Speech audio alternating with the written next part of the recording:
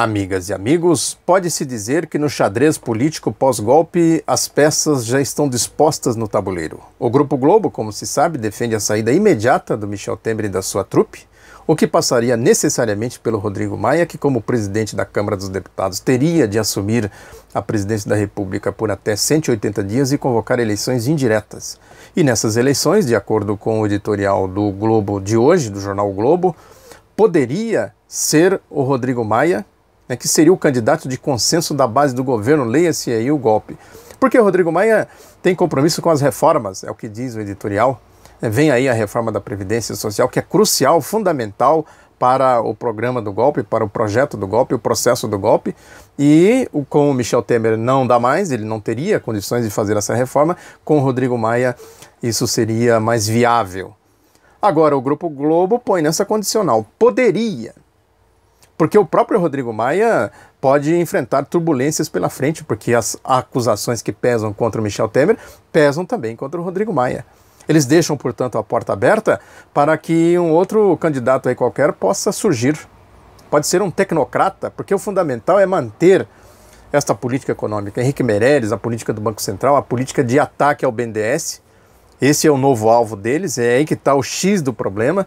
A controvérsia das facções do golpe está exatamente aí, porque esse novo presidente do BNDES tem dito que é preciso ajustar a taxa de juros de longo prazo, até JLP, do BNDES aos juros de mercado, o que significa, na prática, acabar com o BNDES. O BNDES foi criado no segundo governo do Getúlio Vargas exatamente para isso, para ser um banco de fomento, para impulsionar a indústria nacional, a economia nacional, a tecnologia nacional.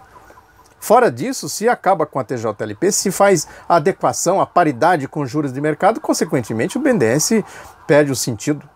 Foi o que tentou fazer a era Fernando Henrique Cardoso, não tiveram forças para isso, mas transformaram o BNDES num mero comitê de administração da privataria tucana. Ou seja, quem queria comprar uma estatal ia no BNDES, pegava o juro baixo, barato lá da TJLP, comprava a estatal e dava como garantia títulos podres, que não tinha conversibilidade, portanto o BNDES ficava com o mico na mão. Moeram o BNDES, como disse numa entrevista que eu fiz com o Carlos Lessa, que foi o primeiro presidente do BNDES no primeiro governo Lula. É isso que eles querem fazer, acabar com o BNDES. Consequentemente, o BNDES estaria inserido na lógica da ciranda financeira, do mundo financeiro, que é o que representa exatamente essa facção do golpe aí, que tem no Grupo Globo o seu porta-voz, o seu principal operador político. Do outro lado, tem quem defenda o BNDES, que é o grupo do Estadão, o grupo da Fiesp, das Federações das Indústrias, né, a Confederação Nacional da Indústria, tem falado isso publicamente, abertamente. A grande questão deles é essa, eles precisam do financiamento público, precisam do BNDES, né, para puxar o desenvolvimento da economia, a retomada do crescimento, e eles precisam desesperadamente disso, e contam com o BNDES, com a Caixa Econômica Federal, com o Banco do Brasil, eles contam para fazer esta retomada que eles tanto precisam. Mas as facções se unem nessa questão das reformas. É aí que o Globo aposta que com o Rodrigo Maia seria uma saída mais viável. Agora, este grupo do lado de cá teme exatamente esse avanço, né, para cima do BNDES, né, que é a causa do racha, da briga, das facções entre eles. E tem as eleições de 2018. Né, se esse grupo ligado aí, essa facção ligada ao Grupo Globo chega com força nas eleições de 2018, eles acabam com o BNDES. A reação do lado de cá, que é o Fica Temer, é exatamente no sentido de enfraquecer o outro lado. Na medida que se fortalece o outro lado, esse lado de cá vai perdendo espaço. Vai ganhando espaço o movimento dos grandes capitais internacionais.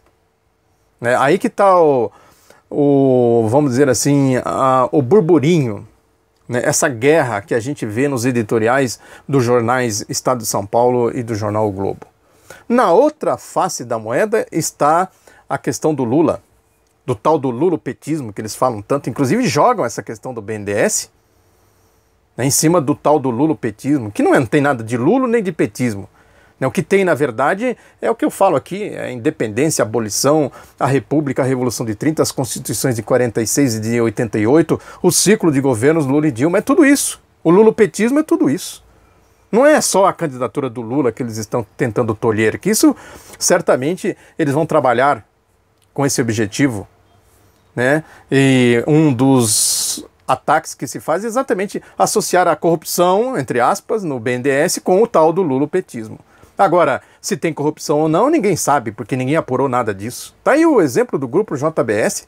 Ao invés de fazer a investigação, separa as coisas. O que é fomento, o que é desenvolvimento, o que é tecnologia, do que é corrupção. Puna-se a corrupção, apure-se. Tem interesse em fazer isso? Rigorosamente não. Fizeram no lugar disso uma delação premiadíssima, que é essa aí do Rodrigo Janot, do Ministério Público Federal, a serviço do Grupo Globo, da politicagem para pegar o Michel Temer. Aí o lulopetismo é o outro lado da moeda, portanto. Está aí, esse é o trabalho sujo aí da Operação Lava Jato, essa é uma tarefa da Operação Lava Jato. À medida que eles conseguirem a perseguição, vamos dizer assim, manchar definitivamente a candidatura do Lula, consequentemente de qualquer outra candidatura que porventura possa surgir em oposição ao golpe, né, a Operação Lava Jato pode se dar por satisfeita que cumpriu a sua função, cumpriu a sua missão. Essa é a aposta que tem aí, né, dessa turma aí, dessa laia da Lava Jato. Sérgio Moro está aí com a caneta na mão, a qualquer momento pode dar a sentença para o Lula. E continua fazendo as suas barbaridades. Né? Tem aí um caso, por exemplo, dos desembargadores lá da 8ª turma do Tribunal Regional Federal da 4ª Região, que julgaria em segunda instância as decisões do Sérgio Moro, que eles pediram para que o Sérgio Moro pare de fazer coisas que não estão na alçada deles, que não é dele, né, do Sérgio Moro, que não é da sua competência, diz aqui, né, o pedido, porque o Sérgio Moro fez lá, inclusive, uma acusação absurda. É o comportamento padrão dele, né, medíocre, provocador, que não tem nada a ver com as prerrogativas de um magistrado, de um juiz, que diz que o João Vacari Neto não roubava para ele. Não tem sinais de enriquecimento do João Vacari Neto. Roubava para o partido, para o PT. Isso é coisa que um juiz fale? E os desembargadores puxando a orelha dele, porque ele dá a delação premiada, né, dá a sentença, dizendo, você vai gozar de benesses que depende do julgamento em segunda instância, não é da alçada dele, não é da competência dele. Agora, ele não está lá para isso, está exatamente para fazer politicagem. Com isso, ele vai manchando a imagem. O João Vacari Neto roubava para o PT, para o partido. Olha aí que até onde vai a desfaçatez desse juiz. E junto com ele está toda a turma lá da Operação Lava Jato. Esse negócio de desmonte aí da força-tarefa da Polícia Federal, isso é um mero detalhe nessa coisa toda, porque eles continuam fazendo a certeza da impunidade que eu falo sempre aqui. Os procuradores, por exemplo, fizeram lá um ato agora, dia 4, em Curitiba. Estava lá a turminha, 5 deles, né, vou até pegar o nome deles aqui, né, que fizeram um ato lá no Teatro da Federação da Indústria do Paraná, né, para defender a Operação Lava Jato. Estava lá Deltan Dallagnol, Carlos Fernando dos Santos Lima, Robertson Pozobon, Jerusa Burmani Vieselli e Ataíde Ribeiro Costa. Quem fala mais são os dois boquirrotos, Deltan Dallagnol e esse Carlos Fernando dos Santos Lima, né, que está todo dia aí. Ele não trabalha, fica lá no Twitter, no Facebook, no Estadão, né, no Grupo Globo dando entrevista, né, e fazendo lá, olha, a Operação Lava Jato está sob ataque, que não sei o quê, cobraram ingressos, olha só, cobraram ingressos dizendo que a renda ia ser revertida para a PAI de Curitiba. A PAI! Estava lá ninguém mais, ninguém menos do que a esposa do Sérgio Moro, a Rosângela Moro, que foi saudada pelo Dallagnol, aplaudida pela plateia, aquela do escândalo lá da operação da APAI.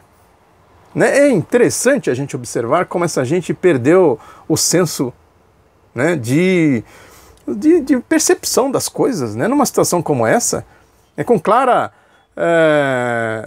na clara condição de que eles que foram pilhados em irregularidades, continuam fazendo isso, né? Fazendo palestra, cobrando ingresso para se reverter para a APAI de Curitiba, que tem lá a esposa do Sérgio Moro, a advogada Rosângela Moro.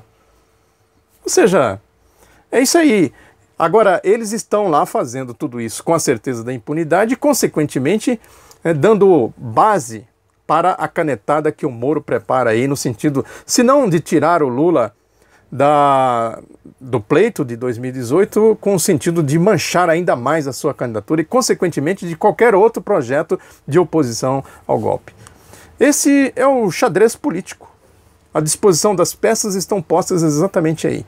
A questão é saber como enfrentar tudo isso. É como dar organicidade a uma oposição efetiva, mais do que candidatura, mais do que manifesto A, manifesto B, mais do que qualquer movimento que possa se fazer. É necessário ter uma compreensão e uma organicidade de oposição efetiva ao golpe. Muito obrigado pela atenção. Divulgue Outro Lado da Notícia. Um abraço e até a próxima.